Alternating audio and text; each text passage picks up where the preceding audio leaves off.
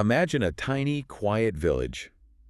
It's in the remote Scottish Highlands, a place just steeped in centuries of survival and, frankly, struggle. Right. And it's sitting directly on top of an ancient, completely irreplaceable carbon sink. Yeah, a peat bog. Exactly. And then suddenly, this very location finds itself, well, it's hurled into the absolute heart of the European space race. It's an incredible premise. It is. You sent us these sources about a project, the Sutherland Spaceport, and it's a story with these monumental promises on one side, and then bitter legal opposition from one of Scotland's most powerful and wealthiest landowners on the other. And then a twist. And then a huge commercial turn of events that has left the entire high-tech venture just hanging in a painful, very low-tech limbo. It really is the perfect clash of scale, of history, and of ambition. And I think our mission in this deep dive is to explore exactly that, how the aspirations of, orbital mechanics and this high-tech future, how they collide head-on with centuries of deeply personal land use history.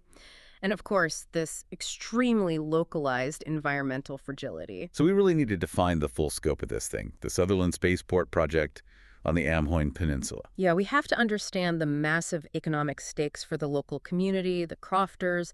We'll need to weigh their hopes against the very fundamental environmental and safety objections. And crucially, we need to look at where the project is now. I mean, it's more than 6 years after the plan was first drawn up. That's the key question. What's the status today? And what a complex, just dramatic journey it has been. The plan for what was billed as the UK's very first spaceport was announced with huge national fanfare. Oh, massive. The UK government was right behind it back in July 2018. It was supposed to be this great revitalization story situated right there on a Highland peat bog, promising to inject life back into a severely struggling community. But as of late 2024, despite winning these major legal battles, the sources confirm that rockets launching from Sutherland are, and I'm quoting here, unlikely anytime soon. So the whole thing is in doubt. It's in doubt. This deep dive is all about the drama, the history, and the engineering behind the spaceport at the edge of the world.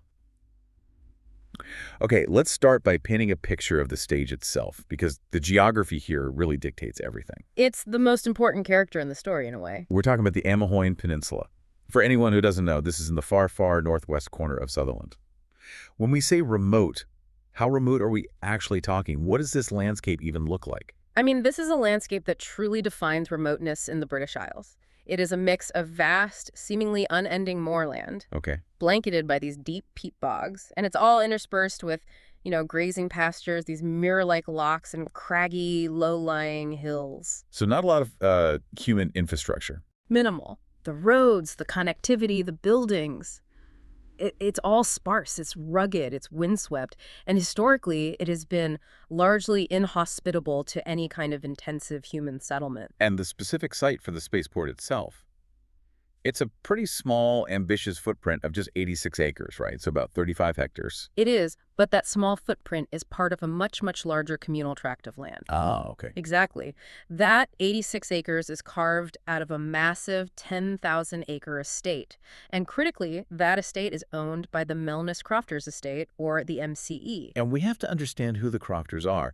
Their identity is the central human element in this whole story. Absolutely, we have to. Because crofting is a term that a lot of people, especially outside of Scotland, might not be familiar with. It sounds like simple farming, but it's a legal and cultural world all into itself. It's fundamental to the Highlands. Crofting is a unique system of land tenure.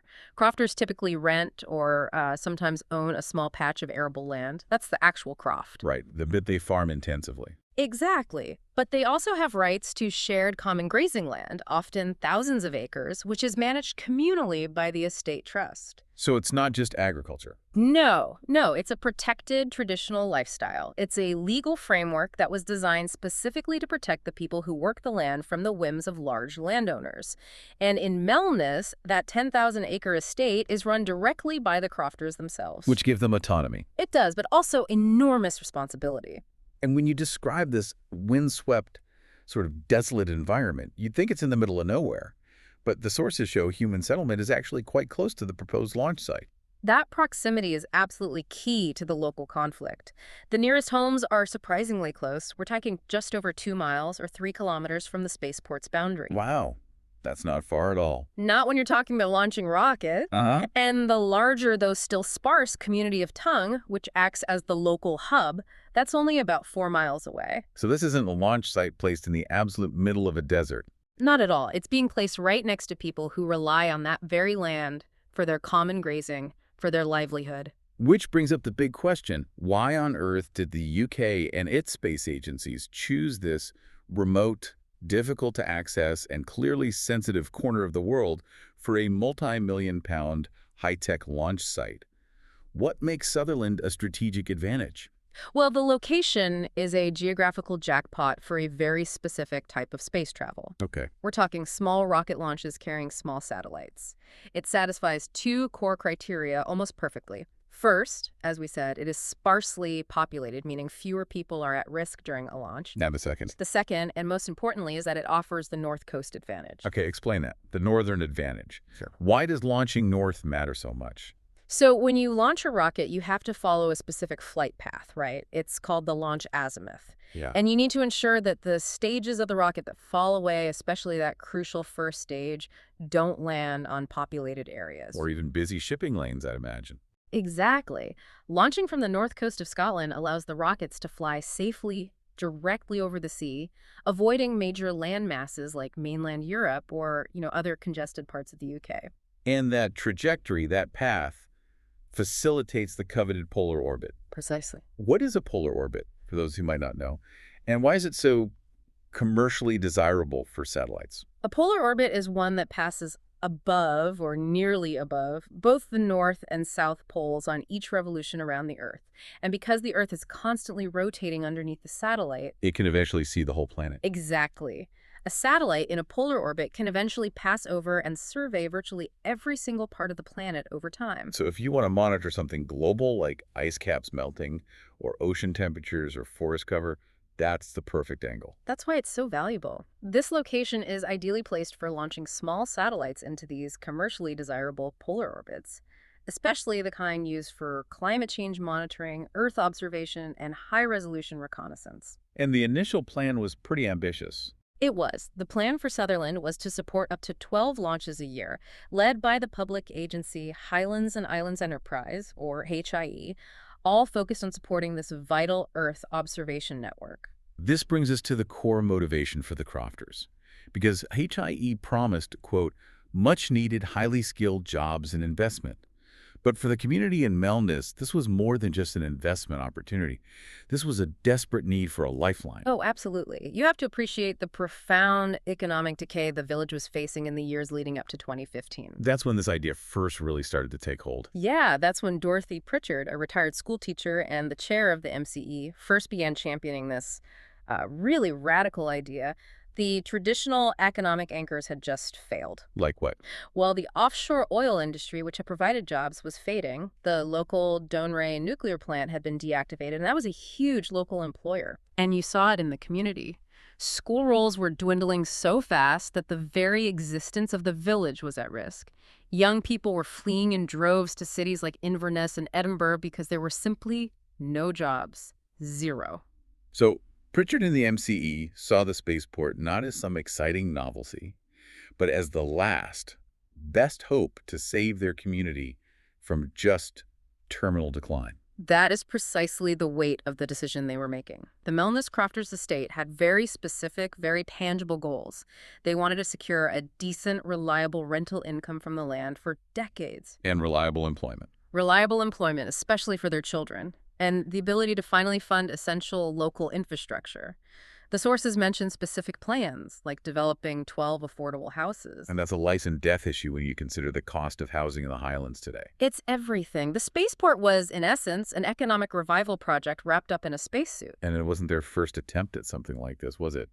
I remember seeing details in the sources. They had cycled through several failed economic projects. Oh, the list is a testament to their desperation. There was a plan for a leisure center, a wind farm. And the most memorable one. The completely ill-fated tropical shrimp farm. A shrimp farm in the Scottish Highlands. It's the perfect illustration of how desperate they were. They were constantly searching for a viable economic model to keep the community afloat. The spaceport wasn't just another swing, it was the most ambitious, the most high-risk and potentially the most high-reward attempt to secure a viable future for this ancient, struggling way of life. And that desperation, I think, profoundly shaped the community's readiness to take on the enormous environmental risk. It had to. And that willingness to gamble on the future brings us directly to the foundational history embedded in this land. Because when the crofters decided to embrace this high-tech future, they were, perhaps unknowingly, confronting centuries of unresolved, brutal land conflict that defines the Scottish Highlands. This section is absolutely crucial because without understanding the historical trauma associated with Highland land ownership, the intense emotional and legal conflict over the spaceport just looks like a modern planning dispute. Right. And it's so much more than that. It is far, far more than that. It is deeply rooted in the tragedy of the Highland clearances. It's vital we establish that historical context. Let's just remind the listener of the scale and the nature of the clearances and how they relate specifically to Sutherland. The Highland clearances were a catastrophic period. They started in the late 18th century and continued right into the mid-19th, and they were driven by cold economic rationalism. Which was? Specifically, replacing human tenants with more profitable, larger-scale sheep farming. So wealthy landowners systematically and often violently drove thousands of Highlanders off the fertile inland valleys. Families were dispossessed, evicted, and forced to migrate or settle on marginal coastal lands. And the sources highlight that in Sutherland, this was especially traumatic. It was sort of the epicenter. Yes, Sutherland was ground zero for some of the most infamous evictions. The crest of this brutality came in 1819, a year that is still known in Gaelic as Bliaden na Lascaid, literally the year of the burnings. Wow. That name refers to the landowners' agents burning the roofs and homes of the tenants to ensure they could not return. It was scorched earth policy. And Dorothy Pritchard's own ancestors, they belonged to Clan Mackay, and they were part of that devastating wave of evictions. So the people living in Melness today are the direct descendants of those victims, people who were forced onto these barren coastal crofts, just struggling to survive, all because the rich and powerful dictated the land's use. This historical trauma, it makes the modern land dispute feel fundamentally personal. It creates a powerful inherited memory of injustice. These were inland farming people, suddenly forced to try and survive by fishing or just eking out an existence on these narrow coastal strips. And it established a centuries-long pattern. The vast, valuable land they worked belonged to wealthy outsiders who only saw them as an obstacle to profit. Which is why the unique status of the Melness land today is so important to their sense of identity. Exactly. It's the core of their fight. So how did the crofters finally break that cycle? How did they gain ownership of their own estate? This is a truly remarkable anecdote that shows the strange, winding path of Highland history. In 1995, an eccentric English owner named Michael Foljambe, who held this massive tract of land in the area, decided he wanted to do something radically different. Okay. After long negotiations with Dorothy Pritchard's father, a man named Frank Gordon, Foljambe decided that the final third of his tract, the Melness portion, should be given directly to the people who had worked it since the clearances. He just gave it to them. He gave it to them. That is a staggering act of redress. A huge symbolic victory after generations of injustice. They were finally protected from a landlord's whims. It was liberation. But, as we discussed, it came with a significant new burden. Without the cash flow or the backing of a wealthy owner, the crofters had to become self-sufficient landlords. Right, the responsibility we talked about. They had the legal protection, but now they had to generate the income themselves to secure jobs, to maintain infrastructure, to build housing. And this constant struggle for viability is the direct line that led them, decades later, to consider a spaceport. Now, let's fast forward to 2012. The other two-thirds of that original land tract were sold, and this introduces the modern landlord, the immense new power they had to face.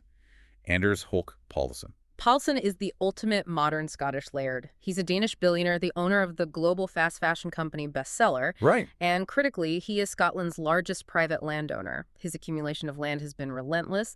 He eventually acquired thousands and thousands of hectares, reaching an immense total of 47,000 hectares.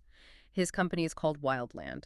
And what exactly is Wildland's stated mission? It sounds, on the surface, environmentally motivated. It is, on paper. Wildland's mission is centered on what they call rewilding the Highland landscape, essentially reversing the ecological damage of centuries of sheep farming and overgrazing, and it's all framed within this grand generational 200-year conservation plan. And they are taking action. The sources detail significant efforts. Oh, yes. His team has culled some 15,000 deer, and they've planted over 5 million trees to try and regenerate the native forests. It's a massive ecological undertaking. But the local perception, particularly from the Melness crofters, is deeply, deeply skeptical of Povlsen's intentions. They do not see him as a savior. Far from it. Many locals, Dorothy Pritchard included, accuse him of treating the area like a massive, curated tourist village. For whom?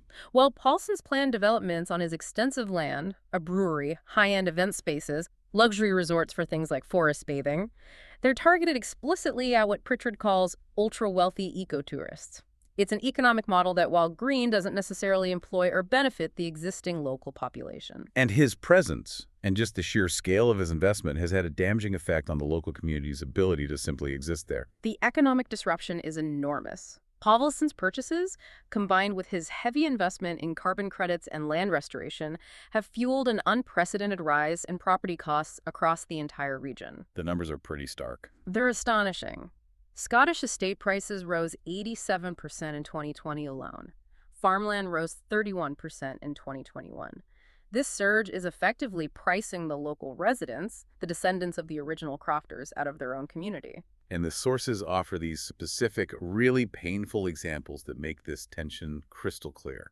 Absolutely. One heartbreaking example is that Povlsen's company kept the only supermarket and gas station in the nearby village of Tongue empty for years while they developed their plans for the site. Creating huge hardship for everyone nearby. Of course. And when a local resident, Ellen Henderson, tried to buy the former bank building, wildland just outbid her. Henderson lamented that Povlsen was a tsunami of money that local communities simply cannot compete with. So, if the spaceport represents the crofters' independence and their economic future, Povlsen, regardless of his rewilding intentions, is seen as representing the historical oppressor, the return of the powerful absentee landlord telling them what they can and cannot do with their own land. That's the profound symbolic conflict at play.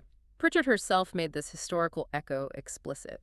She noted on Facebook that Povlsen's opposition felt exactly like the return of the Duke of Sutherland. The figure most synonymous with the clearances. The very same. The crofters, having finally secured their land from arbitrary control in 1995, now faced an even wealthier opponent attempting to dictate their land's use through legal challenges rooted in conservation. For them, the spaceport became more than a launch site. It was their fight to finally blast out of that history of inequity. That history must have intensified the debates when the crofters finally held their crucial vote on the Spaceport project back in 2018. It certainly did. And the vote was close, 27 in favor, 18 against. Pritchard noted that even those who supported it were, quote, not at any cost because they knew the environmental and safety risks were real. But that desperation for a reliable future, one that they controlled, it just slightly outweighed those fears. Which brings us directly to the immense environmental challenge they faced. The moment the spaceport plan was announced, the environmental red flags went straight up. So let's shift our focus to the major counterargument. The spaceport is situated on the Moyne, which is part of the massive flow country. What exactly is the environmental core of the opposition, and why is this land so fragile? The flow country is one of the UK's, and I would argue one of Europe's most significant ecological resources. It's not just moorland, it's a globally important habitat. It covers 200,000 hectares of deep, delicate blanket peat. And this peat has been accumulating carbon since the end of the last ice age. For thousands of years, layer upon layer, absorbing and storing atmospheric carbon dioxide. And the sheer scale of this carbon storage is what makes it so irreplaceable, right? It is breathtaking. The sources emphasize that this massive peat sink holds almost as much carbon dioxide as the entire United Kingdom emits in a single year. In a single year. Wow. It is an enormous, irreplaceable natural carbon capture mechanism, and any infrastructure built on it, roads, launch pads, support buildings, requires excavation and drainage, which inevitably releases that sequestered carbon right back into the atmosphere. The carbon footprint of the construction alone is significant. But beyond the carbon release during construction, the most dramatic and terrifying threat that scientists raised was fire. Absolutely. Peat is naturally, and as the sources say, highly combustible. Roxane Anderson, who is a prominent peat scientist, raised major concerns specifically about the launch process itself. What were her worries?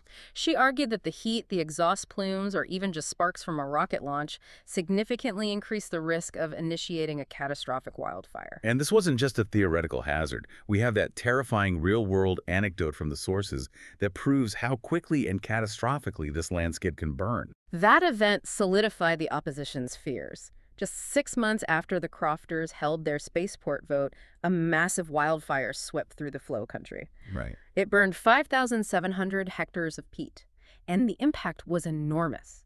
That single event alone doubled Scotland's carbon emissions for the entire year. Double them from one fire. From one fire. So if that can happen naturally, you have to imagine the risk posed by rocket exhaust. It's a staggering environmental consequence. So aside from the ecological concerns, what were the specific human safety anxieties? The things expressed by the locals who lived just 2 miles away? The safety concerns really centered on the sheer physics of the launch. A retiree named John Williams, who was a key protester, he worried about the rocket launch being the equivalent of a 20-meter blowtorch being applied directly to the combustible peat bog right outside his community. And I saw another resident, Gordon McEwen, raised concerns about the danger of debris or a failed launch, especially given how close that exclusion zone was. He was very anxious that the core launch exclusion zone radius was set at less than 2 kilometers around the launch pad. Even small-scale failures can cause a rocket to deviate widely from its path. What was the developers' response to these fears? The developers, a company called Orbex, they countered these fears by insisting that they are a heavily regulated industry and that the public must trust the detailed safety assessments conducted by the UK Space Agency and other regulators. But I seem to recall the Orbex CEO, Chris Larmer, didn't exactly soothe those fears with one of his quotes. No, that created a lot of friction. While he was defending the project's safety, a Highland newspaper reported that Larmer admitted he wouldn't want one of the launch sites in his own backyard. He actually said that. He did. It was a remarkably honest, if politically very damaging admission that just underscored the inherent risks being taken on by the local community. So on the regulatory front, what measures were put in place to manage that risk, to show the authorities were taking the danger seriously? Well, to mitigate the danger, the Highland Council can enforce a massive temporary safety zone, 14,302 acres during launches. That's huge. It is. It means that for brief periods, huge swaths of land, including common grazing areas, would be completely inaccessible to the local population and their livestock. And despite all the protests and Povlsen's powerful opposition, the project maintained its legal momentum through the planning process. Can you give us a quick breakdown of the official milestones? The process was arduous, but it was successful for the crofters. First, the Highland Council granted full planning permission in August of 2020. Okay. Then came a critical step. The Scottish Land Court, which specifically handles crofting and land disputes, approved the necessary change of land use in September 2021. And more recently? And just recently, in October 2024, they approved amended plans, which, the officers noted, were explicitly designed to reduce the amount of peat that would be excavated. So they were responding to that environmental pressure. Even with those successes, though, Povlsen's legal challenge was extensive and very heavily funded. What exactly did his 62-page report argue? His objection was comprehensive. He focused heavily on the impact on biodiversity, detailing concerns about disruption to the Caithness and Sutherland peatlands special protection area, especially regarding breeding bird seasons. And he didn't stop there. No. He also argued that the spaceport would severely compromise local water quality and insisted that HIE had grossly overstated the actual economic benefits that would materialize for the locals. And his action wasn't just administrative, filing a report. He took the fight to court. That's right. Povlsen filed a high-profile lawsuit asking the Court of Session Scotland's Supreme Civil Court to cancel the planning permission entirely. And he also funded a local challenge. Crucially, yes. Demonstrating the reach of his influence, he personally funded the legal fees for 3 crofters who are mounting a separate localized challenge. This is where Dorothy Pritchard's frustration about that historical power imbalance really reached its peak. It did. She publicly questioned whether no developments along the North Coast, regardless of their merit, would ever be permitted unless they have the permission of Mr. Povlsen. That sets the stage perfectly for the ultimate strategic move by the billionaire, the financial jab that really called into question the sincerity of his environmental arguments. The ultimate provocation. It came in November 2020. Anders Povlsen invested 1.43 million pounds, so roughly $1.5 million, into a rival spaceport project. Where? In Shetland. The Saxford Spaceport, located hundreds of miles to the north. This detail must have caused absolute outrage in the Melness community. It did. I mean, if his opposition to Sutherland was purely based on conservation, how on earth did they interpret his investment in a competing launch site? Pritchard was explicit in her outrage. She noted the stark contradiction. If the issue is purely environmental protection, why would you invest in what she correctly described as a much bigger spaceport with 3 launch pads and bigger rockets somewhere else? So what was their conclusion? The crofters concluded that the true opposition was not to space travel or conservation in general, but specifically to the idea of a spaceport disrupting his highly curated, lavish landholdings in Sutherland. A sanctuary for ultra-wealthy ecotourists where, as he envisions it, the world can't find you. It effectively framed the entire legal and environmental battle, less as a fight for conservation and more as a land use conflict between two completely irreconcilable economic visions for the Highland. Exactly. Community independence via high-tech infrastructure versus exclusive high-value ecotourism. And for a brief period, the crofters tasted victory. In August and September of 2021, the Scottish courts definitively sided with the spaceport, validating the land court's approval. This was an exceptionally rare win against the country's richest, most powerful landowner. Povlsen chose not to appeal further, and construction on the site even began in May 2023. It was a monumental symbolic moment for Melness. I mean, for the descendants of the people who were violently expelled during the clearances to win this right to self-determination over their land. To fight off the modern equivalent of the Duke of Sutherland in court. And win. It was a profound cultural and political victory. The future felt open for the first time in centuries. But, as is so often the case in these cutting-edge industries, the commercial reality of the space sector soon intervened, and it delivered a commercial shockwave that completely derailed that momentum. Yeah, the major backer pulled back. That major news broke quite recently, at the start of December.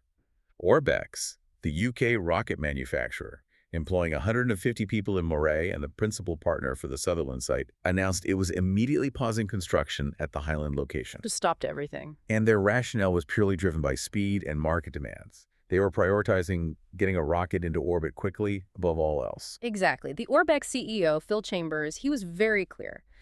Their primary and most immediate goal is achieving a sustainable series of satellite launches into low Earth orbit. And to do that as fast as possible, they're shifting their resources and their key personnel to launch their first rockets from Saxford Spaceport in Shetland instead. The same rival spaceport, coincidentally, that Povlsen had invested in just 4 years prior. The irony is unavoidable.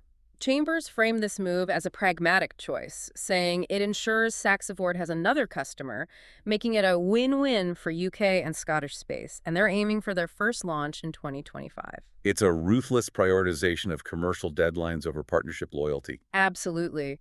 And while they didn't explicitly rule out completing Sutherland someday, for now, the future of that launch pad is suspended indefinitely. That is a devastating blow to a community that has fought so long and so hard. What was the reaction locally and from Highlands and Islands Enterprise AE, the public agency that's been leading and financing this project? HIE called the decision an unexpected change in direction, which clearly signals their surprise. So they were blindsided. It seems so. They had invested significant public funds, which is often the case with these flagship regional projects, and they stressed that Orbex remains a significant player and employer in the wider Scottish space industry. But what about the people of Melness? Well, HIE acknowledged the profound disappointment this caused them, but they reiterated their deep commitment to Melness. They stressed they would not abandon the crofters. And the Melness crofters estate themselves. They haven't just given up, have they? Their resolve seems to be continuing even without their star partner. Their determination remains impressively firm. An MCE spokesperson articulated their long-term vision. They emphasized that their goal was never just doing this for Melness, but, quote, planting a seed of something from which other opportunities could grow for the wider community in the north. So they still see it as a catalyst. They do. They need a major catalyst to solve the severe lack of job opportunities for the younger generation, and the physical infrastructure of the spaceport, even half-built, is a foundational asset. In a sense, the project is already bearing some fruit, even in its state of limbo. I saw that the rental income the estate has secured is already being used. That's right, and that's a crucial point. The sources note that the rental payments from the land, which are derived from HIE's continued involvement and the initial agreements, have already been funneled back into tangible local projects. Like the affordable housing. Exactly. This includes funding the initial planning stages for those 12 desperately needed affordable houses. This shows the crofters are actively applying the potential income to their social needs, which underscores their commitment to using the spaceport revenue for genuine community benefit. This delay, though, driven by a commercial pivot to a rival site hundreds of miles away, it also raises a broader national warning for Scotland's space ambitions. It contextualizes the fragility of the entire national strategy. A September 2025 report from the Scottish Affairs Committee warned explicitly that Scotland could fall dangerously behind in Europe's accelerating space race without more focused, sustained investment. So this is a symptom of a larger problem. It could be. Scotland has the geographical and technical potential to lead in small satellite launches, but when major launch partners prioritize speed and shift their focus, as Orbex did, it highlights the risk of relying on a single, fickle commercial partner in a high-stakes global industry. The Sutherland saga becomes a cautionary tale about infrastructure being built only to stand empty. So what does this entire layered deep dive mean for the people of Melness and for the future of the Highlands? When we synthesize the competing forces here, we see a powerful microcosm of modern global conflicts played out on a remote peat bog. We have centuries of historical land inequality, desperate local economic necessity, the critical imperative of fragile global environmental preservation, all of it tangled up with the instantaneous, ruthless calculus of commercial space deadlines. It's the ultimate paradox, isn't it? The crofters' fight for survival and self-determination require them to accept a project that scientifically threatens the very environmental stability of the irreplaceable ground beneath their feet. They were forced to choose between economic extinction and ecological risk. A terrible choice. And while the high-tech space industry promises economic growth for major regional cities like Inverness and Moray, the reality check suggests that the first waves of highly skilled engineering jobs, well, they're unlikely to go to the locals in Melness. Not initially, no. There's a severe lack of relevant, specialized expertise on the ground. So the economic lifeline they so desperately sought might bypass them anyway, even if the launch operations eventually begin. And we cannot, as we leave this story, forget the stark safety statistics that remain a daily concern for the community living right under that launch path. The risk doesn't just disappear because the timeline stretches out. That's a crucial reality check to hold on to. Even with all the regulation in the world, NASA's finding that as many as 1 in 20 rocket launches end in catastrophic failure. That is not a reassuring statistic when you live just a couple of kilometers away from the launch pad. It's a real measurable threat. A threat they must live with while waiting for a future that may never fully materialize. And despite the project now being stalled and commercially deprioritized, for the people of Melness, the Sutherland Spaceport still fundamentally represents a cosmic horizon. It's a symbolic, hard-fought victory for self-determination against powerful landowning interests who have historically dictated their destiny. They proved they could fight back and win the right to decide their own future. The land may be barren peat bog, but the battle fought over it is deeply fertile. It forces us, the learners, to ask, what price is a small community truly willing to pay to secure its existence? And who gets to define what conservation really means when the land has a deep, bloody history of human marginalization attached to it? Here's where it gets really interesting. This entire saga, a remote bog, an exiled clan's descendants, a fast-fashion billionaire, and a rocket aiming for polar orbit, it shows us that even in the age of rapid space travel, the greatest conflicts are still rooted in the oldest question. Who gets to decide the future of the land and for whom? A powerful thought. Something to consider long after this deep dive ends. How does the global rush for commercial space align or conflict with local efforts to combat historical economic marginalization? And ultimately, can a community bet its future on technology that sits atop such fragile, irreplaceable history? That's what we leave you with today.